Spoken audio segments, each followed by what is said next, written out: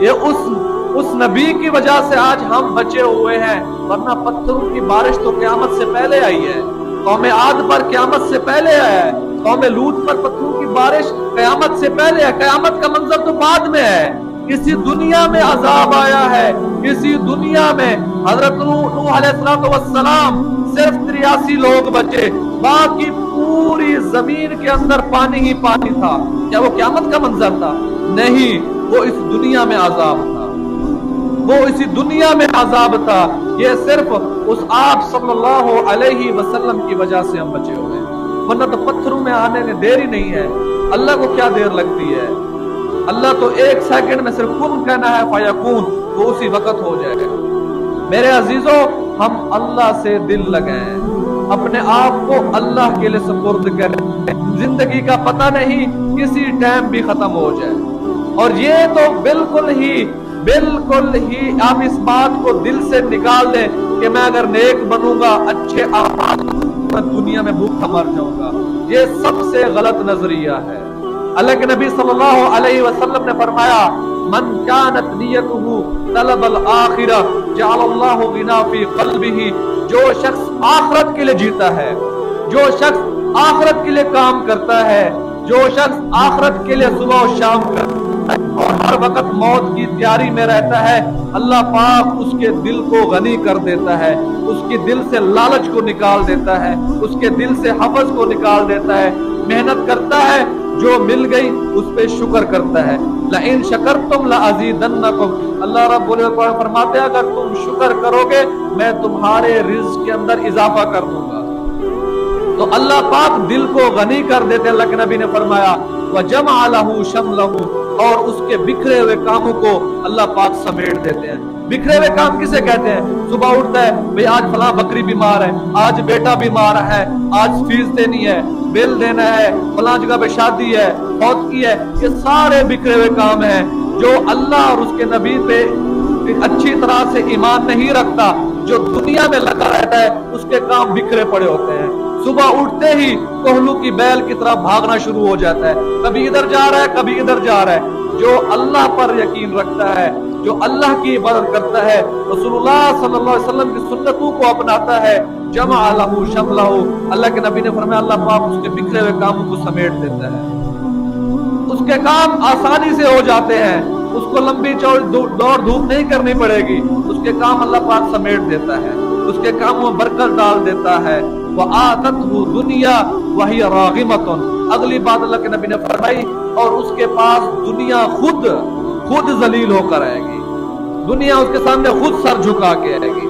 تھوڑی سی محنت کرے گا اللہ پاک اس کو رزق میں برکت دے دے گا، تھوڑی سی محنت کرے گا اللہ پاک اس کو بہت سا نفع دے دے گا، لیکن دل کیا شرط کیا ہے کہ اس دل میں صرف اللہ کو بٹھا دو، اس دل میں صرف اللہ کو جگہ دے دو، یہ دل اللہ اور اس کے رسول کے لیے۔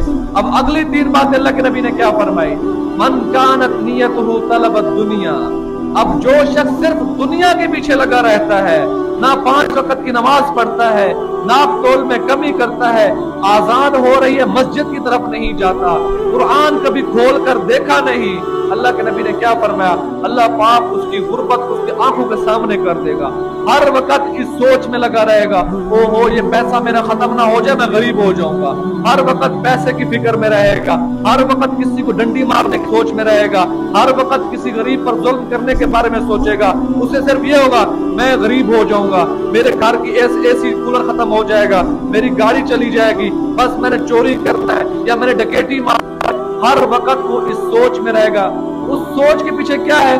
وہ اللہ سے دور ہے، اللہ پاک نے اس کو دنیا میں ذلیل کیا ہوگا، پھر بھاگ رہا ہوتا ہے، کہیں جا کے چوری کرتا ہے، کہیں جا کے رشوت لیتا ہے، وَشَتَّتَ لَهُ أَمْرَهُ، اللہ پاک اس کے کاموں کو بکھیر کے رکھ دے گا۔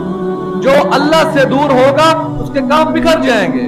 کبھی اٹھے گا صبح بیٹا بیمار ہے، بیٹے کی دوائی لے کر واپس پہنچے گا تو بیوی بیمار ہوگی، بیوی کی دوائی لے کر پہنچے گا گھر میں بکری بیمار ہو جائے گی، کبھی کیا کبھی کہیں سے دیوار گر جائے گی، کبھی فصلوں کا نقصان ہو جائے گا، وہ بس ایسے بھاگتا ہی رہ جائے گا۔ شتت لہ امرہ، اللہ پاک اس کے کام کو ایسے بکھیر کے رکھ دے گا۔ رشوت لے گا، گھر پہنچے گا، پتہ لگے گا کہ بیوی بیمار ہے، 50,000 اس پہ لگ گیا اور کہے گا کہ ہے شکر ہے رشوت لے لیا، اگر وہ رشوت نہ لیتا تو بیوی بیمار نہ ہوتی، रिश्वत ली तो अल्लाह ने और मामला उसके सामने खड़ा कर दिया। रिज्क वही है, हलाल रिज्क में बरकत है। हलाल जो कमाएगा जिंदगी सुकून से गुजरेगी। ला युकल्लिफुल्लाहु नफ्सन इल्ला वुसअहा। जितनी इंसान की औकात होती है अल्लाह उस इंसान को उतना ही आजमाता है। मेरी औकात 100 रुपए है तो अल्लाह मुझे 100 के बकदर आजमाएगा। जिसकी औकात करोड़ रुपए है अल्लाह उसको करोड़ों में आजमाता है।